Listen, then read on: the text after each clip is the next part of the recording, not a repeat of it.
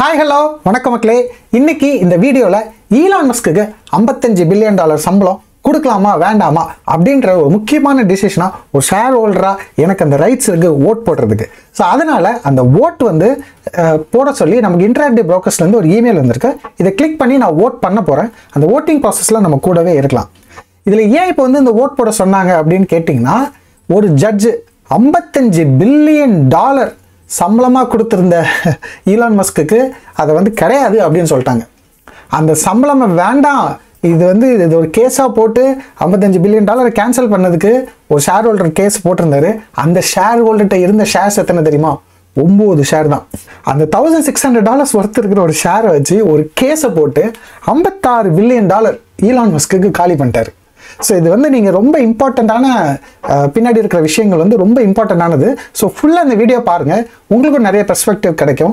நீங்களும் நாளைக்கு ஒரு நல்ல இன்வெஸ்டர் ஆகிறதுக்கு இந்த வீடியோ உங்களை ஹெல்ப் பண்ணும். ஸோ நமக்கு இந்த காம்பன்சேஷன் பிளான் அப்படின்னா என்னன்னு புரியணும். ஸோ அதுக்கு நீங்கள் பார்த்தீங்கன்னா, இப்போ வந்து லெட்ஸே இதான் வந்து SECக்கு டெஸ்லா ஃபைல் பண்ணியிருக்குது. இப்போ லெட்ஸே 2012 ஒரு $4 பில்லியன் இருந்த கம்பெனியை ஒரு $52 பில்லியன் வரைக்கும் கொண்டு வந்துட்டாங்க. ஓகேவா? இது ஈலான் மஸ்க்கு ஆல்ரெடி கொடுத்த காம்பன்சேஷன். பொதுவாக அந்த சிஇஓஸ்க்குலாம் அஃப்கோர்ஸ் நார்மலாக அதில் ஒர்க் பண்ணுறவங்களோட சிஇஓஸ்க்கு ரொம்ப அதிகமான பே இருக்கும். ஏன்னா கம்ப்ளீட்டாக அந்த கம்பெனியை டைரக்ட் பண்ணுறதுலேருந்து அது ரொம்ப நிறைய சம்பாதிச்சாங்கன்னா அதில் அவங்களோட ஸ்ட்ராட்டஜிக்காக அவங்க எடுத்த டிசிஷன்ஸ்க்கு வந்து ரொம்ப பெரிய இம்பாக்ட் இருக்கும். அதனால அவங்களுக்கு வந்து ரொம்ப அதிகமான சம்பளம் கொடுப்பாங்க. ஓகேவா? லெட்ஸே ஆப்பிள் வந்து டிம் குக்குக்கு $100 மில்லியன் கொடுத்துச்சு 2023. அந்த மாதிரி நீங்கள் ஒரு ரெஃபரன்ஸ்க்கு வச்சுக்கோங்க. ஸோ இப்போ மஸ்க் வந்து இந்த $4 பில்லியன் இந்த கம்பெனியை $52 பில்லியன் கொண்டு போயிட்டார். அவர் வந்து இந்த மாதிரி பொதுவாக ஒரு கம்பெனியோட வேல்யூவேஷன் சொல்லுவாங்க. இன்னைக்கு அதாவது 2017 டெஸ்லான்ற கம்பெனி ஒருத்தர் வாங்கணும்னு நினச்சிருந்தாங்கன்னா $52 பில்லியன் கொடுத்துருந்தா போதும், அந்த மொத்த கம்பெனியும் ஒருத்தரால் வாங்கிட முடியும். ஓகேவா? ஸோ இந்த அளவுக்கு ஒரு $4 பில்லியன் $50 பில்லியன் கிட்டத்தட்ட 10 டைம்ஸ் உயர்த்திட்டாரு. அது உயர்த்தினதுக்கு ஆல்ரெடி அவருக்கு என்ன பண்ணிட்டாங்கன்னா ஒரு சம்பளம் கொடுத்தாச்சு. என்ன பண்ணியிருக்காங்க அப்படின்னு கேட்டிங்கன்னா, அவருக்கு வந்து ஒரு ஸ்டாக் ஆப்ஷன்ஸாக கொடுப்பாங்க. அதாவது விலை ஏற ஏற அந்த கம்பெனியோட இருக்கிற ஷேர்ஸை வந்து நம்ம வந்து அந்த சிஇஓக்கு அலோகேட் பண்ணுவாங்க. அன்னைக்கு இருக்கிற ப்ரைஸ் வந்து விலை ஏறினதுக்கப்புறம் 10 டைம்ஸ் ஆயிருந்தாலும் அவங்களுக்கு ஷேர்ஸ் அலோகேட் பண்ணும்போது அது ரொம்ப கம்மியான ப்ரைஸ்லேயே அலோகேட் ஆகும். ஸோ தட் அவங்கக்கிட்ட அந்த பவர் இருக்கும், அந்த ஷேர்ஸை வந்து வாங்கிக்கிறதா விற்றுக்கிறதா அது அவங்கவுங்க இஷ்டம். இதில் பார்க்கலாம், இந்த கம்பேரிசன் ஆஃப் 2012 and 2008 சிஇஓட பெர்ஃபார்மன்ஸ்க்கு பேஸ் பண்ணி கொடுக்கறது. இது 2017 நம்ம ஆல்ரெடி 10 டைம்ஸ் ஆக்கிட்டார் சொன்னாங்களா? ஸோ இது வந்து ஆல்ரெடி அவருக்கு இதில் சொல்லியிருந்ததெல்லாம் அவருக்கு போயிடுச்சு. பட் 2018 என்ன பண்ணுறாங்க, மஸ்க்கு இன்னொரு காம்பன்சேஷன் பிளான் வந்து கொண்டு வராங்க. ஓகேவா? அந்த காம்பன்சேஷன் பிளானில் என்ன சொல்கிறாங்கன்னா, நீங்கள் வந்து அந்த காம்பன்சேஷன் அனௌன்ஸ் பண்ணும்போது டெஸ்லாவோட மார்க்கெட் கேபிட்டல் $60 பில்லியன் இருக்குது. அங்கேருந்து 50 பில்லியன், ஒவ்வொரு 50 பில்லியன் இன்க்ரிமெண்ட்டுக்கும் சில நம்பர் ஆஃப் ஷேர்ஸ் வந்து அவருக்கு ரிலீஸ் ஆகிட்டே இருக்கும். அதாவது அவருக்கு பெர்ஃபார்மன்ஸ் 50 பில்லியன் மார்க்கெட் கேபிட்டலில் புதுசாக வந்துருச்சுப்பா, ஸோ வச்சுக்கோங்க அப்படின்னு சொல்லி சில பெர்ஃபார்மன்ஸ்க்கு அவருக்கு வந்து சம்பளம் கொடுப்பாங்க. ஒன்ஸ் அந்த ஷேர்ஸ் அவர்கிட்ட போனதுக்கப்புறம் போஸ்ட் எக்ஸசைஸ் ஹோல்டு பீரியட், இந்த 5 இயர்ஸ்ன்றது ரொம்ப முக்கியம். இந்த 2012 கொடுத்த காம்பன்சேஷனில் அந்த மாதிரி ஹோல்டு பீரியடே கிடையாது. பட் 2018 கொடுத்த காம்பன்சேஷனில் 5 வருஷம் அவரால் ஷேர்ஸை விற்க முடியாது. ஷேர்ஸை எப்போலேருந்து விற்க முடியாதுன்னா, ஃபஸ்ட்டு இவங்க கொடுக்குறது ஒரு ஆப்ஷன் கான்ட்ராக்ட் தான். அந்த ஆப்ஷன் கான்ட்ராக்ட் மீனிங் என்னென்னா, அவங்க அலோகேட் பண்ணியிருக்கும் போது ஒரு ஷேர் வந்து $20 நீங்கள் வாங்கிக்கலாம். பட் மார்க்கெட்டில் அன்றைக்கி அந்த ஷேர் வந்து $200 இருக்கலாம், $1000 இருக்கலாம், அது மேட்டர் இல்லை. $20 அவருக்கு வந்து கிட்டத்தட்ட ஒரு 400 மில்லியன் ஷேர் வந்து கொடுத்துருக்காங்க. இந்த இதில் இருக்கிறபடி, இந்த அவார்டு படி 2018 அவார்டு படி இத்தனை ஒரு $600 பில்லியன் வரைக்கும் கம்பெனியை எடுத்துட்டு 50 பில்லியன்லேருந்து அங்கேருந்து 10 டைம்ஸ் $600 பில்லியன் கம்பெனியை கொண்டு போயிட்டாருன்னா அவருக்கு ஒரு 400 மில்லியன் ஷேர் கொடுத்துடலாம் அப்படின்றதா கணக்கு. ஸோ அப்படி இருக்கும்போது அவர் காசு போட்டு அந்த ஆப்ஷனை எக்ஸசைஸ் பண்ணணும். ஆப்ஷனை எக்ஸசைஸ் பண்ணிட்டாங்கன்னா அந்த ஆப்ஷனில் இருந்த ஷேர்ஸ் வந்து அவருக்கு ஓன் பர்சனலாக அவரோட கையில் இண்டிவிஜுவல் ஷேர்ஸாக வந்து சேர்ந்துடும். ஓகேவா? அப்படி அவர் கையில் ஷேர்ஸ் வந்ததுக்கப்புறமும் அவரால் 5 வருஷம் விற்க முடியாது. அதனால தான் இதில் இருக்கிற முக்கியமான விஷயம். இது ஏன் 5 வருஷம் விற்க முடியாதுன்னா, நல்ல ஒரு பெர்ஃபார்மன்ஸ் அச்சீவ் பண்ணியாச்சு, ஓகே ஷேர்ஸ் எல்லாம் நம்ம கையில் கிடச்சிருச்சு, வித்துட்டு அவர் கிளம்பிட்டாருன்னா, ஸோ அப்படி கிளம்பிடக்கூடாது. இதில் மெயின் மோட்டிவே இந்த 2018 இந்த பிளான் டிஸ்கிரைப் பண்ணப்பட்டது, மஸ்க் வந்து டெஸ்லா விட்டு போயிடக்கூடாது அப்படின்றத பேஸ் பண்ணி தான் இதை வந்து எல்லாமே பண்ணியிருக்காங்க. இல்லை முக்கியமாக அந்த 5 வருஷம் விற்க முடியாதுன்றத அவர் இன்னொரு 5 வருஷம் உள்ளே இருப்பார். அப்போ தான் அந்த ஷேர் ப்ரைஸை விழ விடாமல் மறுபடியும் $20 வராமல் மேலேயே இருந்திருந்தால் தான் மஸ்க் 5 வருஷம் கழித்து விற்கணும்னு நினச்சாலும் அவருக்கு நல்ல காசு போய் சேரும் இல்லையா? ஸோ அதனால் ஒரு டாக்டிக்கலாக ஒரு 15 வருஷத்துக்கு அவரை லாக் பண்ணிடலாம் அப்படின்றதான் பண்ணியிருந்தாங்க. இதான் அந்த அவார்டு. இதில் நீங்கள் பார்க்கலாம், இங்கே நீங்கள் பார்க்கலாம், இது வந்து இந்த இதில் இருக்க பாருங்கள், இதில் வந்து 650 பில்லியன் 600 பில்லியன் ஒவ்வொரு, அதாவது அங்கே ஆரம்பிக்கும் போது 50 பில்லியனில் ஆரம்பிச்சிருந்தாலும் 100 பில்லியனில் ஆகும்போது 150, 200, 250, 300, இப்படியே 450, 500, 650 வரைக்கும் மார்க்கெட் கேபிட்டல் ரீச் ஆச்சுன்னா அதுக்கு வந்து cumulative number of options vested. Okay, இதெல்லாம் மில்லியன்ஸில் 20.3 அப்படின்னு சொல்கிறோம். பட் இதில் வந்து நீங்கள் அல்டிமேட்டாக என்ன புரிஞ்சுக்கணும்னா, இந்த $650 billion market capitalization Tesla achieve பண்ணிருச்சுன்னா மஸ்க்கு கிட்டத்தட்ட ஒரு $55 பில்லியன் மதிப்பு உள்ள ஷேர்ஸ் வந்து அவர் கைக்கு வரும். ஓகேவா? ஸோ இது வந்து 2018 இந்த மாதிரி ஒரு ப்ரொபோசலை வச்சு ஷேர் ஹோல்டர்ஸ் இருப்பாங்கல்ல, அப்போ இருக்க ஷேர் ஹோல்டர்ஸ்க்கு இந்த மாதிரி ஓட்டு போட அனுப்பிச்சாங்க. அப்போ வந்து எல்லாரும் என்னப்பா $50 பில்லியன் இருக்கிற ஒரு கம்பெனி $600 பில்லியன் கொண்டு போகிறேன்னு சொல்கிறாரு, சொன்னால் என்ன நல்ல விஷயம் தானே. அன்றைக்கி ஷேர் ப்ரைஸ் எவ்வளோ இருந்துச்சு? மிஞ்சி போனால் $20 இருந்துச்சு. $600 பில்லியன் போச்சுன்னா என்ன இருக்கும்? ஷேர் ப்ரைஸ் $200 வந்திருக்கும். அப்போ எல்லாருக்குமே ஷேர் வாங்கி வச்சிருக்கிற இந்த கம்பெனியில் முதலாளிகளாக இருக்கிற இன்வெஸ்டர்ஸ் எல்லாருக்குமே 10 டைம்ஸ் அவங்களோட நெட்வொர்க் ஏறப்போகுது.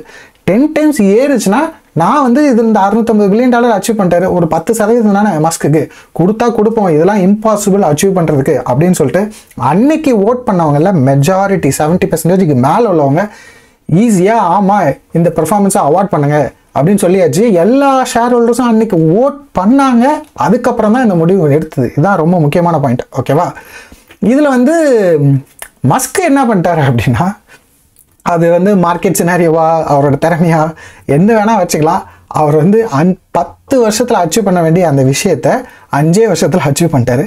2020 2018 போட்ட இந்த பெர்ஃபார்மன்ஸ் அவார்டு வந்து 2021 டெஸ்லா வந்து $1 trillion வரைக்கும் போயிடுச்சு. 650 தான் இங்கே வரைக்கும் பிளானே இருக்குது. பட் அவர் வந்து $1 trillion வரைக்கும் மார்க்கெட் கேபிட்டல் கொண்டு போனார். ஆஃப்கோர்ஸ் இந்த கொரோனால எல்லா ஸ்டாக்ஸும் அந்த டைம் ஏறிச்சு, அதுக்கப்புறம் இப்போ இறங்கிடுச்சு, அது வேறு கஷ்டம். ஆனால் இப்போ இறங்கி இருந்தாலும் இன்னைக்கு இருக்கிற நிலைமையில டெஸ்லா வந்து இன்னைக்கு ஸ்டில் அது ஒரு $600 பில்லியன் மதிப்புள்ள கம்பெனி. ஸோ பார்த்தீங்கன்னா எப்படினாலும் அவருடைய நீங்கள் இந்த கேபிட்டலுக்கு அவர் கொண்டு வந்துட்டார். ஸோ இவ்வளோ தூரம் அச்சீவ் பண்ணி முடிச்சதுக்கப்புறம் அந்த ஆப்ஷன்ஸ்லாம் அவர் கையில் கொடுத்தாச்சு. அந்த சம்பளம் இந்த ஆப்ஷன்ஸ்லாம் அவர்கிட்ட போயிடுச்சு. கம்பெனி வந்து 2012 இவர் வந்து ஆல்ரெடி அச்சீவ் பண்ணியிருந்தார் பாருங்க. இது அச்சீவ் பண்ணதுக்கே அவருக்கு 13% ஆஃப் த கம்பெனி அவர்கிட்ட கொடுத்தாச்சு.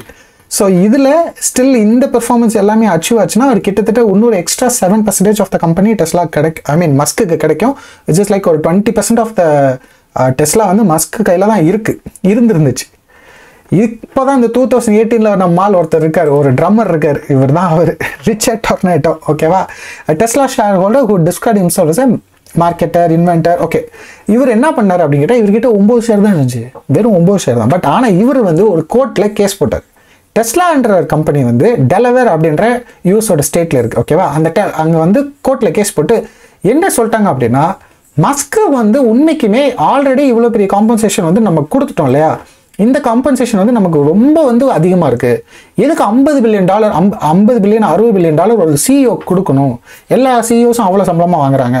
இது வந்து ரொம்ப அதிகமாக இருக்குது. இந்த பிளானு, இவ்வளோ சம்பளம், இது எல்லாமே பிளான் பண்ணதே மஸ்க் தான். ஏன்னா மஸ்க்கும் உள்ளே இருக்கிற போர்ட் ஆஃப் டைரக்டர்ஸும் எல்லாம் ஃப்ரெண்ட்ஸு. ஸோ அதில் வந்து இந்த முக்கியமாக இந்த காம்பன்சேஷன் கமிட்டியில் இருக்கிற 2 பேர், இந்த அண்டோனியா கிரேசிஸ், அதுக்கப்புறம் இந்த ஈரா எர்பென் ஃப்ரைஸ், இவங்க எல்லாருமே வந்து மஸ்கோட க்ளோஸ் ஃப்ரெண்ட்ஸு. அதனால் இவங்க எல்லாம் சேர்ந்து மஸ்க் போட்ட பிளானுக்கு எல்லாரும் தலையாட்டிட்டாங்க. அவர் வந்து இந்த காம்பன்சேஷன் கொடுத்தாதான் அவர் வந்து உள்ளுக்குள்ளே இருப்பாருன்றதுக்கு என்ன நிச்சயம்? நீங்கள் கொடுக்காம விட்டுருந்தாலே ஆல்ரெடி 13% ஆஃப் த கம்பெனி மஸ்க்கு கிட்ட தானே இருக்குது. அப்படி எதுக்கு நீங்கள் எக்ஸ்ட்ரா இன்னொரு 7% இவ்வளோ டார்கெட் வச்சு இதெல்லாம் கொடுக்கணும்? இது வந்து அவர் பியூராக போர்டை வந்து எல்லாரும் ஃப்ரெண்ட்ஸாக இருந்து போர்டு வந்து மஸ்க்கு வந்து மேனிப்புலேட் பண்ணிட்டாரு, போர்டை சுயமாக சிந்திக்க விடலை. ஒரு கேஸு போட்டார். எங்கே கேஸு போட்டுட்டாருன்னா, இந்த டெலவேரில் நம்ம ஜட்ஜி இருக்காங்க, டெலவேர் கோர்ட்டில் போட்டாச்சு. அந்த கேஸ் யார் கையில் வருது அப்படின்னு கேட்டிங்கன்னா, இந்த ஜட்ஜ் கேத்தலின் மெக்காம். ஸோ கேத்தலின் இவங்க ஜட்ஜி என்ன பண்ணிட்டாங்க, அந்த கேஸ் எடுத்து பார்த்துட்டு, ஆமாம்ல இப்படி எல்லாருமே இவங்களுக்கு ஃப்ரெண்ட்ஸாக இருக்காங்கல்ல, அப்படின்னா நம்ம வந்து மஸ்க்கு இதை ஒத்துக்கக்கூடாது. ஆமாங்க நீங்கள் சொன்னது சரிதான், அவருக்கு அந்த 56 பில்லியன் கொடுக்க முடியாது அப்படின்னு சொல்லிட்டு 2 மாதம் முன்னாடி அந்த 2 மாதம் முன்னாடி தான் அந்த கேஸுக்கு வந்து ஃபைனலாக ரிசல்ட் வந்துச்சு. புதுசாக காம்பன்சேஷன் பிளான் அடுத்து டிசைட் பண்ணலான்னு பார்த்தா ஜட்ஜு என்ன பண்ணிட்டாங்க, ஆல்ரெடி கொடுத்த சம்பளமே இல்லைன்ட்டாங்க. 56 பில்லியன் கிடையாது, இல்லை அது வந்து நம்ம ஒத்துக்க முடியாது. இவங்க வந்து மஸ்க்கு வந்து டெஸ்லாக்குள்ளே தான் இருக்கணுன்றக்காண்டி போர்டு இப்படி பண்ணியிருக்கான்றத சொல்கிறீங்க. ஓட் போட்ட ஷேர் ஹோல்டர்ஸ்க்கு நீங்கள் கரெக்டாக இன்ஃபர்மேஷன் சொல்லலை, அது இதுன்னு கண்டதையும் சொல்லி இவங்க வந்து கேன்சல் பண்ணி விட்டாங்க. ஆடாடா, இப்போ அதனால திருப்பி மஸ்க் என்ன பண்ணனே தெரியாமல், எப்பா இந்த கம்பெனியை வந்து டெலவேர்ன்ற ஸ்டேட்டில் இன்கார்பரேட் பண்ணியிருக்காங்க. ஓகேவா, கம்பெனி வந்து வேறு வேறு இடங்களில் பில்டிங்ஸ் இருக்கலாம், பட் கம்பெனியோட ஹெட் குவார்ட்டர்ஸ், அந்த கம்பெனி இன்கார்பரேட் பண்ண ஸ்டேட் வந்து டெலவேர், கம்பெனி இருக்கிற ஹெட் குவார்ட்டர்ஸ் வந்து டெக்ஸஸ். மஸ்க் வந்து இந்த விஷயத்த அச்சோச்சோ என்னம்மா இந்த அம்மா இப்படி பண்ணிருச்சு அப்படின்னு சொல்லிட்டு அடுத்து எடுத்துகிட்டு போய் ட்விட்டரில் போட்டு, நான் கம்பெனியே வந்து டெலவேர்ல இன்னும் வச்சுக்கலப்பா, எனக்கு டெக்ஸாஸ்லேயே ஹெட் குவார்ட்டர்ஸை மாற்றி ஹெட் குவார்ட்டர்ஸ் இருக்கிற இடத்துலேயே இன்கார்பரேட்டும் பண்ணிக்கிறேன், ஸோ தட் இந்த மாதிரி கேசஸ்லாம் ஃபியூச்சரில் அங்கேயே டீல் பண்ணிக்கலாம், இங்கே இவங்க கூட என்னால் சமாளிக்க முடியல அப்படின்றக்காண்டி மஸ்க் வந்து அவரோட ப்ரைவேட் கம்பெனிஸ்லாம் நிறையா இருக்கும்ல, அதெல்லாம் ஆல்ரெடி டெலவரில் தான் இன்கார்பரேட் பண்ணியிருந்தாங்க, அதை எடுத்துகிட்டு போய் இப்போ டெக்ஸஸ்க்கு அவர் இன்கார்பரேட் பண்ணிட்டார், ஸ்பேஸ் எக்ஸ் மாதிரி கம்பெனி. ஆனால் பொதுவாக அமெரிக்காவில் டெலவேர்ன்ற ஸ்டேட்டில் தான் இன்கார்பரேஷன்ஸ் நிறைய கம்பெனி பண்ணுவாங்க. ஏன்னு கேட்டிங்கன்னா இந்த மாதிரி கார்பரேட் லாஸ்க்கெல்லாம் அங்கே வந்து ரொம்ப ஸ்ட்ராங்காக இருக்கும், நிறைய ஹிஸ்ட்ரிஸ் இருக்குது, நிறைய கேசஸ் இருக்கும். ஸோ தட் அங்கே வந்து நமக்கு வந்து ஒரு இன்வெஸ்டர்ஸு, ஒரு கார்பரேட்டில் நிறைய பெரிய பெரிய கம்பெனிஸ்க்கெல்லாம் ரொம்ப ஃப்ரெண்ட்லியாக அந்த ஸ்டேட் இருக்கும், அதனாலேயே நிறைய பேர் அங்கே வந்து இன்கார்பரேட் பண்ணிட்டு இருந்தாங்க. பட் இப்போ ஷேர் ஹோல்டர் ஆல்ரெடி அப்ரூவ் பண்ணியிருக்கிற ஒரு விஷயத்தை இப்படி ஒரு ஜட்ஜி கேன்சல் பண்ணுறாங்கன்றது எனக்கு தெரிஞ்சு வரலாற்றில் முதல் விஷயமா இருக்குன்னு நினைக்கிறேன். அது வந்து ஒரு ஷேர் ஹோல்டர் வந்து அந்த ரைட்டை பறிக்கிற மாதிரி, எல்லா ஷேர் ஹோல்டர்ஸும் ஓட் பண்ணி தான் அக்ரி பண்ணியிருக்காங்க, அதை வந்து இவங்க ஜட்ஜி வந்து இல்லைன்னு சொல்கிறது வந்து பெரிய விஷயமா இருக்குது. அதனால தான் இந்த இன்வெஸ்ட்மெண்ட் கம்யூனிட்டிக்குள்ள ஆஹா என்ன பண்ணுறது, மற்ற கம்பெனிக்காரங்களாம் யோசிக்கிறாங்க, அச்சோ நம்ம டெலவர்லேயே வச்சிருக்கலாமா இல்லைனா மற்ற ஸ்டேட்டுக்கு போகலாமான்னு. ஆனால் டெலவரில் இருக்கிறவங்க சொல்கிறாங்க மற்ற ஸ்டேட்டுக்குலாம் போக மாட்டாங்க, ஏன்னா மற்ற ஸ்டேட் இப்போ டெக்ஸஸ்க்கே இப்போ டெஸ்லா போயிட்டாலும் அங்கே நாளைக்கு ஒரு கேஸ்ன்னு வரும்போது இங்கே இருக்கிற அளவுக்கு ஒரு அன்சர்டனிட்டி மற்ற ஸ்டேட்ஸில் ரொம்ப அதிகம், என்ன ரிசல்ட் வரும்னே தெரியாது. பட் டெலவரில் ஆல்ரெடி கொஞ்சம் நிறைய கார்பரேட் லாஸ்லாம் இருக்கிறனால கொஞ்சம் ஓரளவு ப்ரெடிக்ட் பண்ண முடியும், ஏன்னா பிஸ்னஸ்க்கு வந்து எனக்குமே ப்ரெடிக்டபிலிட்டி தான் ரொம்ப இம்பார்ட்டன்ட். ஓகே, ஸோ இப்போ இதில் வந்து ஜட்ஜ் வந்து வேண்டாம் சொல்லிட்டாங்க. ஸோ இப்போ அதனால் என்ன பண்ணியிருக்காங்க, டெஸ்லாக்கு வந்து இப்போ அடுத்து இதை அப்பீல் பண்ணணும்.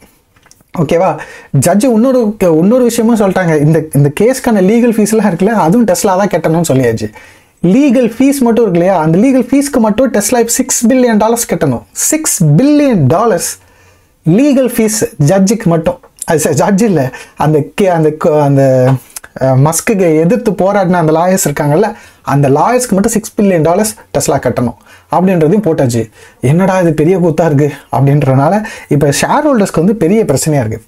ஏன்னா இதில் ஷேர் ஹோல்டர்ஸ்க்கு ஒரு பெர்ஸ்பெக்டிவ் இருக்குது. இவங்க சொல்கிற மாதிரி மஸ்கோட ஃப்ரெண்டாகவே இருந்தாலும், மஸ்க்கு தான் இந்த சம்பளம்லாம் போட்டிருந்தாலும், அன்னைக்கு 2018 ஒரு ஷேர் ஹோல்டராக அவங்க வந்து அவங்கள ஏமாத்தலை. ஒரு ஷேர் ஹோல்டருக்கு நல்லா தெரியும், நான் வச்சிருக்கிற நான் இன்னைக்கு ஒரு ஷேர்ஸ் வாங்கியிருக்கேன்னா அந்த ஷேரோட மதிப்பு 10% ஏற போகுது. 10% இல்லை, 10 மடங்கு ஏற போகுது. ஸோ 10 மடங்கு என் பணம் அதிகமாக போகிறதுனால தான் நான் அதை அந்த அளவுக்கு என் பணத்தை மல்டிப்ளை பண்ணி தந்த சிஇஓக்கு வந்து ஒரு 10% போகிறதுல எனக்கு தப்பு இல்லை அப்படின்றனால தான் அவங்க அப்ரூவ் பண்ணியிருக்காங்க. பட் இன்றைக்கி வந்து கேஸில் இல்லை அப்படி இல்லை அது இதுன்னு வந்து இப்போ வந்து கேன்சல் பண்ணுறதுன்றது இது ஏற்றுக்கவே முடியாது அப்படின்னு சொல்லிட்டு ஒரு பெரிய கம்யூனிட்டி ஆஃப் பீப்புளும் ஆல்ரெடி இருக்காங்க. ஓகேவா, இப்போ நான் என்ன ஓட் பண்ண போகிறேன், என்னோட அபிப்பிராயம் என்ன அப்படின்றத நான் வந்து டிஸ்கஸ் பண்ணுறேன். ஸோ இப்போ வந்து இதில் கேஸில் இருக்கிற சினாரியோ உங்களுக்கு நல்லா புரியும். இந்த ஜட்ஜுக்கு வந்து ஆக்சுவலி இதுக்கு பின்னாடி இன்னொரு கேஸும் இருக்குது. இந்த ஜட்ஜினால தான் ட்விட்டரில் ஈலான் மஸ்க் வாங்கினார். இந்த $56 பில்லியன் இப்போ சம்பளம் இல்லைன்னு சொன்னதும் $44 பில்லியன் கொடுத்து ட்விட்டரை வாங்க வச்சதும் இவங்க தான்.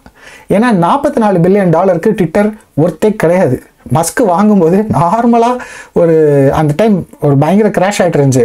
ஈஸியாக 25 பில்லியனுக்கு 30 பில்லியனுக்கு அந்த டீல் முடிஞ்சிருக்கும். பட் $44 பில்லியன் வாங்கிக்கிறேன்னு முதலே மஸ்க் ஒரு அக்ரிமெண்ட் போட்டிருந்தாரு ட்விட்டர் கூட. திருப்பி ட்விட்டரில் இருந்து பேக் அண்ட் ஃபோர்த் நிறைய போயிட்டு இருந்துச்சு. அப்போ வந்து ஒரு பிரச்சனை வந்துச்சு. மஸ்க் வந்து பேக் அடிக்க ட்ரை பண்ணார். ஏன் அடிக்க ட்ரை பண்ணார்னா, ட்விட்டரில் அப்போ ஃபுல்லாக பாட்டு தான் இருக்குது. அச்சோ இவங்க என்னடா ஒரு நிறைய மனுஷங்க இருப்பாங்கன்னு பார்த்தா இந்த பிளாட்ஃபார்மில் ஃபுல்லாக நிறைய பாட்ஸ் இருக்கும் போல. அப்போ எனக்கு வந்து நீங்கள் டீல் போடும்போது இத்தனை மந்த்லி டெய்லி ஆக்டிவ் யூசர்ஸ்ன்னு சொல்லுவாங்க. அதில் வந்து நீங்கள் என்ன இத்தனை பேர் ஆக்டிவ் யூசர்ஸ்ன்னு சொன்னீங்க, பட் ஆக்சுவலி பார்த்தா ஃபுல்லாக நிறைய பாட்ஸாக இருக்கும் போலயே, எனக்கு ஆக்சுவல் டேட்டா கொடுங்க, எத்தனை தான் மனுஷங்க இருக்காங்க அப்படின்னு டேட்டா கொடுங்க அப்படின்றப்போ ட்விட்டர் அதெல்லாம் தர்றதுக்கு மறுத்துட்டாங்க. ஏங்க நீங்கள் அதில் டீல் முடிக்கிறதுக்கு முன்னாடி சொல்லியிருக்கணும். $44 பில்லியன் கொடுத்து வாங்குறேன்னு சொன்னீங்களே, இப்போ வந்துட்டு நீங்கள் டீல் எல்லாம் சைன் பண்ணதுக்கப்புறம் இப்போ வந்துட்டு இல்லை பாட் இருக்குது, இது வந்து மனுஷங்க இல்லை, $44 பில்லியன்லாம் கொடுக்க முடியாது, பேக் அடிக்கிறன்றது தப்பு கிடையாது, டீல்னா டீல் தான், டீலை வாங்குங்க அப்படின்னு சொல்லி ட்விட்டர் வந்து அதான் சொன்னால எல்லா பெரிய கம்பெனிஸும் டெலவரில் தான் இன்கார்பரேட் பண்ணியிருப்பாங்க. ஸோ ட்விட்டர் கேஸ் போட்டுச்சு. அதை வந்து இதே ஜட்ஜு கிட்ட தான் வந்துச்சு. இந்த ஜட்ஜு வந்து இல்லை தம்பி, நீ இந்த செக் பண்ணுறதெல்லாம் முன்னாடியே பண்ணியிருக்கணும், இப்போ வந்துட்டு பேக் அடிக்கிறதுலாம் வாய்ப்பு கிடையாது, அவங்க உங்களை ஏமாற்றிட்டாங்கன்னு சொல்கிறதுக்குலாம் அது நம்ம என்ன பண்ண முடியும், நீங்கள் முன்னாடியே விசாரிச்சிருக்கணும், அதனால நீங்கள் 44 பில்லியன் கொடுத்து வாங்குங்க அப்படின்னு ஆர்டர் போட்டாங்க. இவங்க ஆர்டர் போட்டனால தான் மஸ்க் வந்து $44 பில்லியன் கொடுத்து ட்விட்டர் வாங்கினாரு. ஓகேவா, அதுவே மஸ்க்கு பெரிய ப்ளோ தான். ஏன்னா அவங்க அஃப்கோர்ஸ் இன்னொரு சைடு ஃப்ரீ ஸ்பீச் பண்ணணும் அது இது நிறைய நினச்சிட்டு இருந்தாங்க. வாங்கணுன்ற பிளாட்ஃபார்ம் எல்லாமே ஓகே தான். பட் எல்லாருக்குமே தெரியும் $44 பில்லியன் கிட்டத்தட்ட ரொம்ப ஒரு டபுள் த ப்ரைஸ் கொடுத்து வாங்கின மாதிரி. ஓகேவா, அந்த டைம் வந்து இன்னைக்கு ட்விட்டர் வந்து எக்ஸ்ன்னு இன்னைக்கு மாறிடுச்சு. இன்னைக்கு அவர் அதுக்குள்ளே நிறைய ஃபீச்சர்ஸ் கொண்டு வந்துட்டாரு, நிறைய நல்ல விஷயங்கள் பண்ணியிருக்காரு, எல்லா ஃப்ரீ ஸ்பீச் இருக்குது. ஸோ இன்றைக்கி அதோட வேல்யூ எவ்வளோ இருக்குன்றது தெரியல. பட் அன்னைக்கே அது கண்டிப்பாக $44 பில்லியன் ஒர்த் இல்லை. மஸ்க்கு வந்து இந்த கோர்ட் வந்து வேலைக்கே ஆகலை. அதனால தான் அவர் வந்து ஆல்ரெடி 44 பில்லியன் அங்கே பிரச்சனை, இப்போ 56 பில்லியன் அவ்வளோ சம்பளம் இல்லைன்ட்டாங்க. இதே மாதிரி வச்சு செஞ்சுக்கிட்டே இருந்தாங்கன்னா சீக்கிரமாக அவர் வந்து இந்த ரிச்சஸ்ட் பர்சன்லேருந்து காலி ஆயிடுவார். ஆனால் அவர் காலி ஆகிறதோட பிரச்சனை என்ன நடக்கும்னா, ஷேர் ஹோல்டர்னு டெஸ்டால் வாங்கி வச்சுருப்பாங்கல்ல, கரெக்டான டைமில் விற்காமல் போயிட்டோன்னா நம்மளும் நிறைய பேர் காலி ஆயிடுவோம். ஐ மீன் ஷேர் ஹோல்டர்ஸ், டெஸ்லாவோட ஷேர் ஹோல்டர்ஸ் வச்சுருக்கோங்க. ஸோ இப்போ நான் அல்டிமேட்டாக ஃபைனலாக என்னோட நான் என்ன போட போகிறேன் அப்படின்றதுக்கு வருவோம். ஸோ நம்ம என்ன பண்ணலாம்னா ஓட் பண்ணலாம். ஓட் நாவ் அப்படின்னு கிளிக் பண்ணிட்டோம். ஸோ அங்கே கிளிக் பண்ணதுக்கப்புறம் இந்த மாதிரி ப்ராக்ஸி இந்த உங்களுக்கு வந்திருக்க மெயிலையுமே நீங்கள் நல்லா செக் பண்ணணும். இந்த ப்ராக்ஸி டாக்ஸ் அப்படின்னு சொல்லி ஒரு மெயில் வந்திருக்கும். நீங்கள் எந்த ப்ரோக்கரில் இருந்தாலும் மோஸ்ட்லி வரும். பட் ஐ பிலீவ் இன்ட்ராக்டிவ் ப்ரோக்கர்ஸில் வந்து பிரச்சனையெல்லாம் வந்துருச்சு. பட் ஃபிடிலிட்டி நிறைய ப்ரோக்கர்ஸ் வந்து சில ப்ராப்ளம்ஸ்லாம் ரைஸ் பண்ணி தான் அவங்க வந்து இதை அனுப்பிச்சாங்க. பட் நான் இன்ட்ராக்டிவ் ப்ரோக்கர்ஸில் அந்த மாதிரி ஃபேஸ் பண்ணதே இல்லை. எப்போவுமே நான் வச்சுருக்க ஷேர்ஸ்க்கு ஒரு ஓட் பண்ணணும்னா எனக்கு ஈஸியாக ஒரே அடியாக சிம்பிளாக அந்த மெயில் வந்துடும். எனக்கு இதை பாருங்கள் 13 நாளுக்கு முன்னாடியே வந்துருச்சு. ஓகேவா, அதை கிளிக் பண்ணால் இந்த இடத்துக்கு எடுத்துகிட்டு போகுது. 12ஆம் தேதி, ஸோ இன்னிலேருந்து ஒரு மாதம் இருக்குது. கரெக்டாக 12ஆம் தேதி ஜூன் 12க்குள்ளே ஓட் பண்ணணும். ஓகேவா, நீங்கள் இந்தியாவில் இருக்கீங்க, ஷேர்ஸ் வந்து லெட்ஸே நம்ம இண்டு மணிலேயோ வெஸ்டட்லேயோ ஏதாவது நிறைய ஆப்ஸில் வச்சுருக்கீங்கன்னா அங்கே இருக்கிற நீங்கள் அந்த புரோக்கர்கிட்ட போய் நானும் ஓட் பண்ணணும், எனக்கு தாங்க டீட்டெயில்ஸ் தாங்க அப்படின்னு சொல்லி அவங்களுக்கு இந்த லிங்க் வாங்கி நீங்கள் ஓட் பண்ணணும். ஓகேவா, இதில் வந்து நீங்கள் ஆக்சுவலி ஒரு சிலர் வந்து இல்லை கொடுக்க முடியாது, அதெல்லாம் டெஸ்ட்ல தான் அரேஞ்ச் பண்ணணும் அந்த மாதிரி சொன்னாங்கன்னா please consider shifting to interactive brokers. ஏன்னா பிரச்சனை இல்லாமல் இருக்கும். ஓகேவா, ஓகே, அடுத்து வந்து என்னோட எக்ஸ்பீரியன்ஸில் நல்லா இருக்குது, அதனால தான் அதை சொல்கிறேன். ஓகே, இப்போ வந்து நம்ம இந்த ஓட் பண்ண போகிறோம். அந்த ஓட் பண்ண போகிறதுல என்ன கேட்குதுன்னா, ஓகே இப்படி ஜேம்ஸ் அப்புறம் கிம்பல் மஸ்க்கு இவங்கெல்லாம் போர்ட் ஆஃப் டைரக்டர்ஸே வந்து இப்போ இங்கே பாருங்களேன், election of class 2 directors to serve for a 3-year term expiring. So இந்த டைரக்டர்ஸ்லாம் இன்னொரு 3 வருஷத்துக்கு இவங்களை வந்து டைரக்டராகவே வச்சுக்கிட்டோமா, அதுக்கே நம்மளை தான் ஓட் பண்ண சொல்கிறாங்க. இங்கே பாருங்கள், எலெக்ஷன் ஆஃப் கிளாஸ் 2 டைரக்டர்ஸ். ஓகேவா, to serve for a 3 year. இதில் கிம்பல் மஸ்க் யாருன்னா எலான் மஸ்கோட அண்ணன். ஸோ இதுக்கு வந்து சில பேருக்கு இப்போ இவர் உள்ளே இருந்துட்டு தம்பிக்கு எல்லாமே ஃபேவராக தான் பண்ணுவார் அப்படின்ற மாதிரி சில பேர் நினைக்கலாம். ஆனால் என்னையை பொறுத்தவரை கிம்பல் மஸ்க்கு போர்டில் இருக்கணும். அதனால் நான் வந்து அதுக்கு ஃபார் தான் சொல்கிறேன். ஜேம்ஸ் முர்டாக் ஓகே இருக்கட்டும் ஃபார். இதில் தான் இப்போ நமக்கு முக்கியமாக வரப்போகிறதே அந்த டெஸ்லா வந்து இப்போ பாருங்க, Tesla proposal to approve executive compensation on a நான் பைனரி அட்வைசரி பேசிஸ். இதெல்லாம் ஓகே, இதெல்லாம் நமக்கு முக்கியம் இல்லை. இதுதான் Teslas proposal to ratify the 100% performance-based stock option award to Elon Musk that was proposed to and approved by our stockholder in 2018. 2018லே எல்லா stock holder இந்த மாதிரி நான் இப்போ வந்து நான் எனக்கு நம்பிக்கை இருக்குது, ஒரு ஷேர் ஹோல்டர் எனக்கு ரைட் இருக்குது, அப்போனால நான் ஓட் போடுறேன்னு சொல்லி நான் ஓட் போடுறேன். இப்போ வந்துட்டு திடீர்னு ஒரு ஜட்ஜ் வந்துட்டு நான் ஓட் போட்டது தப்பு, நீங்கள் இன்ஃபர்மேஷன் எல்லாம் போட்டுட்டீங்க அப்படின்னு சொன்னால் என் ரைட்டுக்கு வந்து அது அகெயின்ஸ்டாக இருக்குது இல்லையா. ஸோ ஜட்ஜ் பண்ணுறது வந்து என்னையை பொறுத்தவரை ரொம்ப பெரிய தப்பு. நான் வந்து எலான் மஸ்க்கு அந்த 2018ல் அவர் வாங்கின சம்பளத்துக்கு 100% அப்படியே கொடுக்கணும்னு தான் சொல்கிறேன். ஏன்னா வச்சுருந்த ஷேர் ப்ரைஸஸோட வேல்யூவை 10 times ஆக்குனாரு.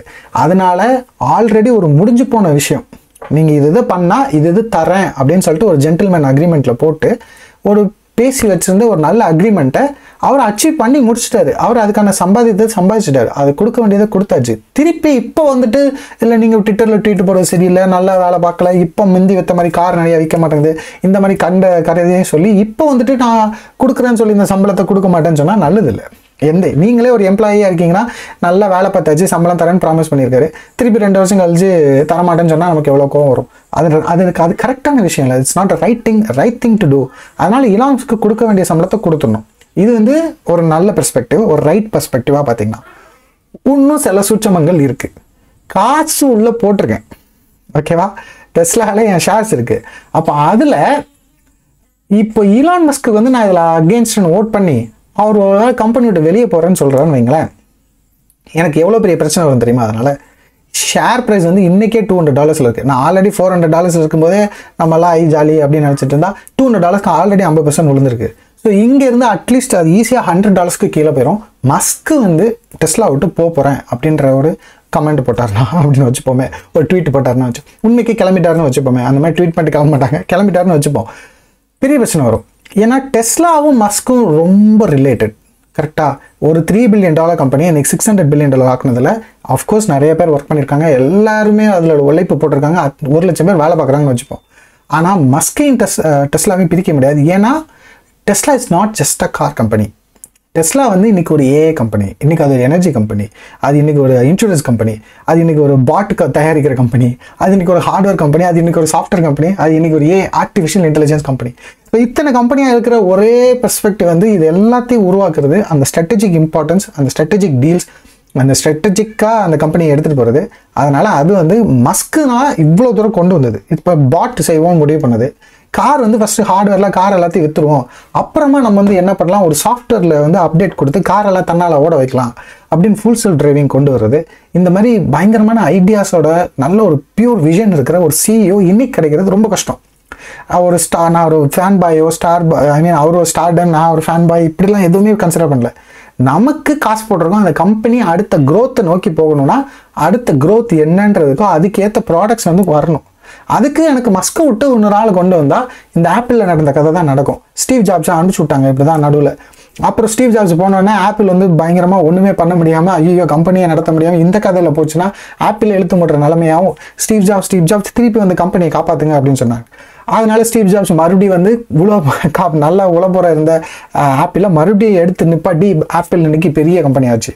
ஆனால் அதே ஸ்டீவ் ஜாப்ஸ் நடுவில் துரத்தி விட்டாங்கல்ல, அவர் அப்போ தான் போய் பிக்சல்னு ஒரு அனிமேஷன் கம்பெனி ஆரம்பிச்சு அது வேறு லெவலில் ஓகோன்னு போட ஆரம்பிச்சிச்சு.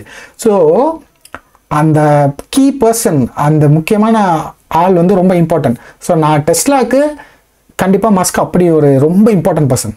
ஸோ அதனால தான் நான் வந்து அவருக்கு கொடுக்க வேண்டிய காசை கொடுத்துருங்கன்னு சொல்லி ஃபார் போடுறேன். மஸ்க்கும் டெஸ்லாம் பிரிக்க முடியாது. மஸ்கை பிரிச்சிட்டோம் அப்படின்னா டெஸ்லாவோட வேல்யூவேஷன் இன்னைக்கு $600 பில்லியன் கம்பெனின்னு டெஸ்லா சொல்கிறோம்ல, அதெல்லாம் இன்னைக்கு அவர் கார் வித்துறதுனாலே $600 பில்லியன் கம்பெனி கண்டிப்பாக கிடையாது. வெறும் கார் விற்கிறதுக்கு மட்டும் இன்னைக்கு டெஸ்லாவுக்கு ஒரு வேல்யூவேஷன் போட்டோன்னா அது மிஞ்சி போனால் ஒரு $100 பில்லியன் கம்பெனி தான் வரும். ஸோ அப்போ இன்னைக்கே அது ஆல்ரெடி ஒரு 5 மடங்கு அதிகமாக வித்துட்டு இருக்குன்னா, அதிகமான ப்ரைஸில் ஷேர் ப்ரைஸ் போயிட்டு இருக்குன்னா அதுவும் மஸ்கை நம்பி தான். ஓகேவா? ஃபியூச்சரில் வரப்போகிற ப்ராடக்ட்ஸ் நம்பி ஃபுல் செல்ஃப் டிரைவிங் வரும், கார் தன்னால் ஓடும், அடுத்து பாட் வரும், அப்படி இப்படின்னு. ஏர்னிங்ஸ் காலில் மஸ்க்கு தெளிவாக சொல்லிட்டாரு, நான் இருக்கனோ இல்லையோ, இனி ஏலின்னு வந்து தூக்கிட்டு போச்சோ இல்லைன்னா நான் என் சொந்த பிளானெட்டுக்கு போனாலும் சரி, டெஸ்லா வந்து ஃபுல் செல்ஃப் டிரைவிங் கண்டிப்பாக பண்ணும். ஆனால் பாட் பண்ணுமா அப்படின்றது எனக்கு கேள்விக்குறி அப்படின்னு சொல்லிட்டாரு. ஸோ அவர் வந்து ரொம்ப தெளிவாக இருக்கார். அவர் நடுவில் நிறைய ட்வீட்ஸ் போட்டாங்க. அந்த ட்வீட்ஸில் என்ன சொன்னாங்க அப்படின்னா, எனக்கு ஒருவேளை இனிமேல் ரிலேட்டடான நிறைய திங்ஸ் வந்து டெஸ்லாக்குள்ளே நடக்கணும் அப்படின்னா எனக்கு 25% ஆஃப் த ஓட்டிங் ஷேர்ஸ் எனக்கு வேணும்னாப்ல. ஏன்னா இப்போ நம்ம ஷேர் போடுறோம் பாருங்கள், இந்த மாதிரி ஒரு ஷேர் ஹோல்டராக ஓட் பண்ணுற மாதிரிங்க, முக்கியமான டிசிஷனில் நாளைக்கு ஏஐ வந்துருச்சு, ஒரு எல்லா ரோபோட்ஸ் வந்துருச்சு, ரோபோட்ஸ் ஃபுல்லாக தன்னால் யோசிக்க ஆரம்பிச்சுன்னா அதெல்லாம் ரொம்ப பவர்ஃபுல்லான விஷயம். அது கரெக்டான, அது ஒரு கெட்டவங்க கையில் போயிடக்கூடாது. மஸ்க்கு நல்லவராக கெட்டவராக தெரியாது, பட் அவரை பொறுத்தவரை நான் நல்லவனா கெட்டவனப்பா தெரியாதுப்பா, இந்த கம்பெனியை 0லேருந்து இன்னைக்கு வரைக்கும் நான் உருவாக்கியிருக்கேன், சரி விட்டுருவோம். நான் 51% ஓட்டாக கேட்குறேன், 25% ஓட்டு மட்டும் கொடுங்க. யாராச்சும் ஒரு வேளை தப்பாக முடிவு எடுக்கிறாங்கன்னா அவங்களுக்கு அகெயின்ஸ்டாக நான் ஓட் பண்ணுற ஓட்டிங் ரைட்ஸ் எனக்கு வேணும். அப்படி 25% ஓட்டிங் ரைட்ஸ் இருந்தால் தான் ஐ எம் கம்ஃபர்டபுள் டெஸ்லாவோட ஏஐ ப்ராடக்ட்ஸ்லாம் டெஸ்லாக்குள்ளேயே செய்கிறது. இல்லைனா இந்த மாதிரி ரொம்ப நாளைக்கு பெரிய பிரச்சனையாக மாறக்கூடிய சக்தி இருக்கிற ஏஐ ப்ராடக்ட்ஸை நான் டெஸ்லாக்குள்ளே பண்ண ரெடியாக இல்லை. அவருக்கு சொந்தமாக நிறைய கம்பெனி இருக்குது, எக்ஸ் இருக்குது, XAI இருக்குது, ஸ்பேஸ் எக்ஸ் இருக்குது. அவர் இல்லைனா அவர் போய் இன்னொரு கம்பெனி கூட ஆரம்பிச்சுக்குவார், அது ஒன்றும் பிரச்சனை இல்லை. நாளைக்கு ஒரு ரோபோ கம்பெனி ஆரம்பிச்சு கூட ரோபோ செஞ்சுக்கோங்க. பட் எனக்கு I want Tesla to make robots. So அதுக்கு வந்து இலான் மஸ்கோட கைடன்ஸ் இன்னும் ஒரு 10 இயர்ஸ்க்கு தேவைப்படுது. ஸோ அவர் உள்ளே இருக்கணும். ஸோ இப்போ இதில் போட்டு ஏதாவது, ஏன்னா அவருக்கு 25% ஓட்டிங் கண்ட்ரோல் வேணுங்கிறாரு. ஸோ இப்போ இந்த காம்பன்சேஷன் ஆல்ரெடி கொடுத்தாச்சு, இதே கொடுத்ததுல ஓகேன்னு இருந்தாலே ஆல்ரெடி 13% இருக்குது, இதில் ஒரு 7% எக்ஸ்ட்ரா கிடைக்கும்னு வச்சா கூட 20% ஆஃப் த கம்பெனி ஆல்ரெடி அவர்கிட்ட தான் இருக்குது. இந்த கேஸ் தான் இந்த ஜட்ஜு இப்படி மாற்றி பேசி என்னத்தையும் இப்போ ஒரு 7% இல்லைன்றாங்க. பட் மறுபடியும் இப்போ நம்ம எல்லோரும் ஓட் பண்ணி அந்த கேஸ்க்கு அகேன்ஸ்ட் அப்பீல் பண்ணி மறுபடியும் ஜட்ஜு மூலமாக சரி ஓகே இப்போ எல்லா ஷேர் ஹோல்டரும் ஓட்டு போட்டிருக்கீங்க, சரிப்பா அந்த இதை நீங்களே வச்சுக்கோங்க, அந்த 56 பில்லியன் டெஸ்ட்டை மஸ்க்கு கையிலே கொடுத்துடலான்னு மறுபடியும் ஓகே ஆயிடுச்சுன்னா அவர்கிட்ட 20% ஆஃப் த டெஸ்ட்டில் அவர்கிட்ட வந்துடும். ஸோ ரிமைனிங் ஒரு 5% மட்டும் தான் நம்ம கொடுக்குற மாதிரி இருக்கும். அதுக்கு புதுசாக ஒரு காம்பன்சேஷன் பிளான் போட்டுக்கலாம். இல்லைனா ஓகே நீங்கள் கண்டினியூ பண்ணுங்கள், ஆல்ரெடி 20% வச்சுருக்கீங்கல்ல, கண்டினியூ பண்ணுங்கள். மேபி நம்ம நாளைக்கு டெஸ்லாவாக நிறைய கேஷ் ஜென்ரேட் பண்ணுச்சுன்னா நம்ம வந்து ஷேர்ஸை பைபேக் பண்ணிக்கலாம். அப்படி ஷேர்ஸை பைபேக் பண்ணும்போது அந்த ஆல்ரெடி ஷேர் ஹோல்டர்ஸ் இருப்பாங்கல்ல அவங்களுடைய ஓனர்ஷிப் வந்து ரொம்ப அதிகமாகும். ஸோ அப்படி 20% 25% கொண்டு வந்துக்கலாம். அந்த மாதிரி ஏதாவது ஒரு டீல் அரைவ் ஆகிக்கலாம். அப்படி டீல் அரைவ் ஆயிடுச்சுன்னா மேபி மஸ்க்கு கம்ஃபர்டபுளாக இருப்பார். ஓகே 25% நம்மகிட்ட ஓட்டிங் கண்ட்ரோல் இருக்குது. அது இன்னவே ஏன்னா 2018 இதெல்லாம் அச்சீவ் பண்ணியாச்சு. 2018 ஆப்ஷன்ஸில் ஷேரை வந்து எக்ஸசைஸ் பண்ணி 5 வருஷம் கழிச்சுன்னா இன்றைக்கி அது வித்து மேபி 5 years ஆகலான்னு நினைக்கிறேன். பட் நெக்ஸ்ட் இயர் அது வித்துட்டு கூட அவர் ஒரேடியே கம்பெனி விட்டே வெளியே போகலாம், கரெக்டு தானே? பட் அப்படிலாம் எதுவுமே அந்த மாதிரி டிசிஷன்ஸ்லாம் எதுவும் எடுக்காத மாதிரி நம்ம இன்னும் கொஞ்சம் லாங்காக இருக்கிறதுக்கு அவருக்கு 25% கொடுக்குறதா நியாயம் அப்படின்றது எனக்கு படுது. நியாயம் தர்மம் அதெல்லாம் விட்டால் கூட மணி இன்வால்வ்டு, மணிக்கு வந்து அதுதான் கரெக்டான டிசிஷன். ஸோ இன்றைக்கி நிறைய நீங்கள் நியூஸில் பார்க்கலாம், இன்ஸ்டிடியூஷனல் ஹோல்டர்ஸ் வந்து அதிகமாக தப்பாக ஓட்டு போட்டுருவாங்க, சில பெரிய ஆட்கள்லாம் மஸ்க்கு அகேன்ஸ்டாக இதில் ஓட்டு போட்டுருவாங்க. அந்த வாட்டி போன வாட்டி கொடுத்ததுக்கு எல்லாரும் ஃபார்னு போட்டாங்க, இந்த வாட்டி எல்லோரும் அகேன்ஸ்ட்னு போட்டு இந்த காம்பன்சேஷனே கொடுக்க மாட்டாங்க அப்படின்னு சொல்லுவாங்க. ஆனால் எனக்கு தெரிஞ்சு உள்ள பணம் போட்டிருக்கவங்களாம் என்னைய மட்டும் தான் யோசிப்பாங்கன்னு நினைக்கிறேன். எல்லாரோட பணமும் அதில் லிங்க்டு. ஸோ கண்டிப்பாக உள்ள பணம் வச்சுருக்கவங்க இதுக்கு அகேன்ஸ்டாக போட மாட்டாங்க. ஸோ இந்த வாட்டியும் ஷேர் ஹோல்டர்ஸ் எல்லாருமே ஓகே அப்படின்னு சொல்லி அப்ரூவ் ஆயிரும். அப்ரூவ் ஆனதுக்கப்புறம் ஐ திங்க் ஷேர் வந்து ரொம்ப சஃபர் ஆகிட்டு இருக்கு. ஆல்ரெடி $400 இப்போ $200 வரைக்கும் $170 வரைக்கும் கீழே விழுந்திருக்கு. ஐ திங்க் அதுக்கப்புறமா இந்த 8/8 இருக்குல்லையே, ஆகஸ்ட் 8ஆம் தேதி ஒரு ஈவெண்ட் நடக்க போகுது. அதுக்கப்புறம் இன்னும் ஃபர்தராக இந்த ஏஐ ப்ராடக்ட்ஸ்லாம் நிறைய ரிலீஸ் ஆக I expect Tesla to reach at least $3 trillion market cap. ஓகேவா? அப்படி $3 trillion மார்க்கெட் கேப்ன்றது ஆப்பிள் இன்னைக்கு ட்ரேட் ஆகிட்டு இருக்கிற ஒரு ப்ரைஸ் தான். இன்னைக்கு ஆப்பிள் வந்து $3 trillion. ஸோ டெஸ்லா இன்னைக்கு வந்து ஆக்சுவலி $600 billion. அங்கேருந்து ஒரு $3 trillion போக போகுதுன்னா இமேஜின் இன்னொரு அட்லீஸ்ட் ஒரு 5 times இருக்குது. 5 timesனா ஷேர் ப்ரைஸ் ஈஸியாக 200லேருந்து 5 times போட்டிங்கன்னா $1000. ஸோ அதனால இதெல்லாம் அச்சீவ் பண்ணுறதுக்காண்டி ரிஸ்க் எடுக்க விரும்பலை, நான் அது ஃபார் போட்டுறேன். அதே மாதிரி தான் இதுலேயே இந்த ப்ரொபோசல்லேயே இன்னொரு முக்கியமான விஷயம், நம்ம டெலவேரில் இருந்து ட்வீட் வந்து டெக்ஸஸ்லேயே வச்சுருமா நம்ம கம்பெனியை இன்கார்பரேட் பண்ணுறதுல அப்படின்னு கேட்டேன். இங்கே Tesla proposal to approve the redomestication of Tesla from Delaware to Texas. அதுக்கும் ஆமாம். ஓகேவா? ரெண்டுக்கும் ஆமாம் போட்டாச்சு. மற்றது வந்து நம்ம ஓகே அதை ஒவ்வொன்றா பார்த்துட்டு நம்ம வந்து போட்டுட்டு நான் கன்ஃபார்ம் ஓட் கொடுத்தேன்னா எனக்கு வந்து என்னோடய ஓட்டு வந்து நான் கன்ஃபார்ம் ஆயிரும். ஸோ நான் ஓட் பண்ணிட்டேன். நீங்களும் டெஸ்லாவோட ஷேர் ஹோல்டர்னா கண்டிப்பாக மறக்காமல் ஓட் பண்ணுங்கள், விட்டுறாதீங்க இந்த ஆப்பர்ச்சுனிட்டியை. பெரிய பணம் அட் ரிஸ்கில் இருக்குது. இப்போ ஏன் உள்ளே போய் இப்போ நம்ம நிறைய நாள் எஸ்ஐபி பண்ணிகிட்ருக்கோம், நான் பல வருஷமாக எஸ்ஐபி பண்ணிகிட்டு இருக்கேன். ஆனால் இப்போ எனக்கு பயங்கர பயம் வருது, நெக்ஸ்ட் மந்த் எல்லோரும் அகேன்ஸ்ட்னு ஓட்டு போட்டாங்கன்னா மஸ்க்கு போகிறேன்னு சொன்னார்னா, ஏன்னா இன்வெஸ்ட்மெண்ட்டில் ஒரு 50% லாஸை தாங்குற அளவுக்கு சக்தி இருக்கா தெரியல. But we never know. But I strongly believe அப்படிலாம் நடக்காது. ஈஸியாக எல்லாரும் ஆமாம் சொல்லிடுவாங்க, இந்த விஷயத்த கடந்து போயிடுவோம். மஸ்க்கு டெஸ்லா விட்டு வெளியே போகிற அந்த ரிஸ்க், அந்த ஓவர் ஹேங்குன்னு சொல்லுவாங்க, அந்த ஓவர் ஹேங் இருக்காது. மறுபடியும் ஷேர் வந்து ரேலி தொடரும் அப்படின்னு நம்புகிறேன். பட் என்னதான் இருந்தாலும் ஒரு குட்டியாக ஒரு சின்ன அச்சத்தை கிளப்புறாங்க. அது இந்த ட்விட்டரில் நிறைய வாசிக்க தான் கிளம்புது. பட் இருந்தாலும் பார்ப்போமே என்ன தான் நடக்குன்னு. ஸோ ஐ ஹோப் இந்த வீடியோ வந்து ரொம்ப யூஸ்ஃபுல்லாக இருந்துச்சுன்னு நினைக்கிறேன். ஒருவேளை நீங்கள் ஐபிகேஆருக்கு ஷிஃப்ட் ஆகணும்னு நினச்சிங்கன்னா இந்த ரெஃபரல் லிங்க் நான் வந்து தரேன். எனக்கு வந்து அஃப்கோர்ஸ் இந்த ரெஃபரல் லிங்க்கில் நீங்கள் போடும்போது எனக்கு வந்து ஒரு $200 தருவாங்க. ரெஃபர் பண்ணி நீங்கள் அக்கௌண்ட் ஓப்பன் பண்ணி உள்ள ஷேர்ஸை கொண்டு வந்து நீங்கள் இன்வெஸ்ட் பண்ணிங்கன்னா, நான் வந்து வெளிப்படையாக சொல்கிறேன், மற்றவங்க மாதிரி கிடையாது. எனக்கு நீங்கள் கிளிக் பண்ணிங்கன்னா இந்த சேனல் ஹெல்ப் பண்ணணும்னு நினச்சிங்கன்னா கண்டிப்பாக பண்ணுங்கள். ஒரு 10 பேர் பண்ணிங்கன்னா கூட இது வரைக்கும் யூடியூப்பில் சம்பாதிச்ச மொத்த காசும் எனக்கு இதிலே வந்துடும். 2 வருஷமாக போட்ட வீடியோஸை விட இதில் ஒரு 10 பேர் பண்ணுங்கள், கிளைண்ட்ஸ் இங்கே வாங்க. உங்களுக்கு இதில் என்ன கிடைக்குன்றதை சொல்கிறேன். Referred client will earn up to $1000. ஓகேவா? $1000 மதிப்புள்ள ஐபிகேஆரோட ஷேர்ஸும் உங்களுக்கு கிடைக்க வாய்ப்பு இருக்குது. ஸோ அதனால் வந்து நான் ஒரு இந்த லிங்க்கை வந்து நான் டிஸ்கிரிப்ஷனில் கொடுக்குறேன், கமெண்ட்லேயே ஃபஸ்ட் லைனில் போடுறேன். இதை கிளிக் பண்ணி ஐபிகேஆரில் அக்கௌண்ட் ஓப்பன் பண்ணுங்கள். யூஎஸ் ஸ்டாக்ஸில் இன்வெஸ்ட் பண்ணுறதுக்கு யூஎஸ் ஸ்டாக்ஸ் மட்டும் இல்லை, குளோபல் மார்க்கெட்ஸில் இருக்கிற நிறைய மார்க்கெட்ஸ் வந்து ஆக்சஸ் இருக்குது. காமோடிட்டி எல்லாத்துக்குமே பண்ணலாம். ஸோ இது வந்து ஒரு பயங்கரமான புரோக்கர். நான் இதுக்கு முன்னாடி டிடி யூஸ் பண்ணியிருக்கேன், லைக் நிறைய பேரை யூஸ் பண்ணியிருக்கேன். பட் எனக்கு ஐபி கேர் வந்து ரொம்ப பிடிச்சிருக்கு. நீங்கள் நிறைய இந்த ரிப்போர்ட்ஸாக இருக்கலாம், நமக்கு உள்ளே இருக்கிற ஃபீச்சர்ஸ் எல்லாம் ரொம்ப செம்மையாக இருக்குது. அஃப்கோர்ஸ் பிகினருக்கு ஏற்ற மாதிரி ரொம்ப ஃப்ரெண்ட்லியாக டிசைன் பண்ணியிருக்காங்களான்னா இல்லை. ஆனால் ஒரு தேவைன்னு வரும்போது அந்த தேவைப்படுற ஃபீச்சர் ஐபி கேரில் இல்லாமல் இல்லை. ஏன்னா 50 வருஷமாக எஸ்டாப்ளிஷ்டான ஒரு பெரிய புரோக்கர். ஸோ அதனால் I strongly recommend IBKR interactive brokers. நிறைய மல்டிபிள் கண்ட்ரீஸில் இருந்தீங்கனாலும் டக்குன்னு கண்ட்ரி ஷிஃப்ட் ஆகிக்கலாம். ஸோ அந்த மாதிரி சில இப்போ என்னை மாதிரி என்ஆர்ஏயாக இருக்கீங்கன்னா உங்களுக்கு மூவ் பண்ணுறதுக்கும் கொஞ்சம் ஈஸியாக இருக்கும். நீங்கள் இந்தியாவில் போய் ஆக்சஸ் பண்ணுறதா இருக்கலாம். இப்போ வேறு ஏதாவது லோக்கல்லே அக்கௌண்ட் ஓப்பன் பண்ணிட்டு இருக்கோம்னா திருப்பி இந்தியா போகும்போது பிரச்சனை வருது. ஸோ இந்த மாதிரி நிறைய இந்த அசட்ஸ் மூவ் பண்ணுறதுலாம் ப்ராப்ளம் வரும். ஸோ ஃபஸ்ட் டைம் இந்த வீடியோலாம் பார்த்து இன்வெஸ்ட் பண்ண போறீங்கன்னா ஐ ஸ்ட்ராங்லி ரெக்கமெண்ட் இந்த ரெஃபரல் லிங்கை கிளிக் பண்ணி அக்கௌண்ட் ஓப்பன் பண்ணுங்கள். ஐபிகேரில் இன்வெஸ்ட் பண்ண ஆரம்பிங்க. வைஸோட அக்கௌண்ட்டை லிங்க் பண்ணிங்கன்னா ஈஸியாக உள்ள பணம் வரதுலேருந்து விட்ரா எடுக்கிறது ரொம்ப ஈஸியாக இருக்குது. மற்ற அக்கௌண்ட் மாதிரி பேங்க்லேருந்து டிரான்சாக்ஷன் அது ஐஎன்ஆர் யூஎஸ்டியாக மாதிரி அதில் ஒரு பெரிய காசை இழந்து கமிஷன் வேஸ்ட்டாக போய்ட்டு இருக்கு. பட் ஐபிகேஆரும் வைஸும் லிங்க் பண்ணியிருக்காங்க. வைஸோட ரெஃபரல் லிங்க்கும் நான் போட்டிருக்கேன். அந்த வைஸில் நீங்கள் போய் உங்கள் பணத்தை லோட் பண்ணிட்டீங்கன்னா வைஸ்குள்ளேயே நீங்கள் வந்து ஒரு வைஸ்ன்றது ஒன்றும் கிடையாது. இந்த ட்ரான்ஸ்ஃபர் வைஸ் அப்படின்றது தான் நான் பற்றி பேசிகிட்டு இருக்கேன். வைஸ்ன்றதை அடிக்கிறேன் பாருங்கள். ஸோ இவங்க வந்து நீங்கள் உள்ளுக்குள்ளேயே போனீங்கன்னா நீங்கள் இந்த ஒரு சைட்லேயே பல விதமான கரன்சியான அக்கௌண்ட்ஸ் வச்சுக்கலாம். அதில் யூஎஸ்டி வச்சுக்கலாம், ஐஎன்ஆர் வச்சுக்கலாம், யூரோப் வச்சுக்கலாம். அவங்க ஒரு கார்டும் தருவாங்க. மல்டிபிள் கண்ட்ரியில் சுற்றுறீங்கன்னா எந்த கண்ட்ரியில் வேணால் அந்தந்த கரன்சிலே ஸ்பெண்ட் பண்ண முடியும். ஸோ பயங்கரமாக இருக்குது. ஸோ நீங்கள் வந்து ஒரு ஐஎன்ஆரில் ஒரு பணத்தை உள்ளே போட்டு அது யூஎஸ்டின்னு சொல்லி உங்களோட யூஎஸ்டி அக்கௌண்ட்டை நீங்கள் கிரியேட் பண்ணிடலாம். வைஸ் இந்தியாவுக்குள்ளே இருந்துட்டு நீங்கள் யூஎஸ்டியோட அக்கௌண்ட்டை கிரியேட் பண்ணிக்க முடியும். நீங்கள் எந்த ஊரில் இருந்தாலும் சரி யூஎஸ்டி கரன்சிக்கு ஒரு அக்கௌண்ட் வச்சுக்க முடியும். அந்த அக்கௌண்ட்டில் உங்கள் ஐஎன்ஆர் யூஎஸ்டியாக மாறிடும். திருப்பி அந்த யூஎஸ்டியை வந்து நீங்கள் வந்து இந்த ஐபிகேரில் யூஎஸ்டி கேஷ் கரன்சி வந்து யூஎஸ்டியாக வச்சு நீங்கள் உள்ளே அனுப்பிச்சிடலாம். ஸோ தட் இந்த வகையில் நம்ம அனுப்பும்போது நமக்கு வந்து ப்ரைஸ் ரொம்ப கமிஷன்ஸ்லாம் அவாய்ட் ஆகி ரொம்ப கம்மியாக இருக்குது. ஒருவேளை இந்த வீடியோ யாராவது இவ்வளோ நேரம் பார்த்துருந்தீங்கன்னா அந்த எப்படி அந்த ப்ராசஸ் பண்ணுறதுன்ற பற்றி தெரிஞ்சுக்கணும்னா கமெண்ட் பண்ணுங்கள். நான் டெஃபினட்டாக அந்த ப்ராசஸையும் நான் வந்து ஒரு வாட்டி பண்ணி காமிக்கிறேன். மணி உள்ளே லோட் ஆகிறதும் வெளியே எடுக்கிறதும் ஐபிகேரில் ரொம்ப ஈஸியாகிடுச்சு. வைஸ் கூட லோட் பண்ணனால. வைஸோட ரெஃபரல் லிங்க்கும் தரேன்.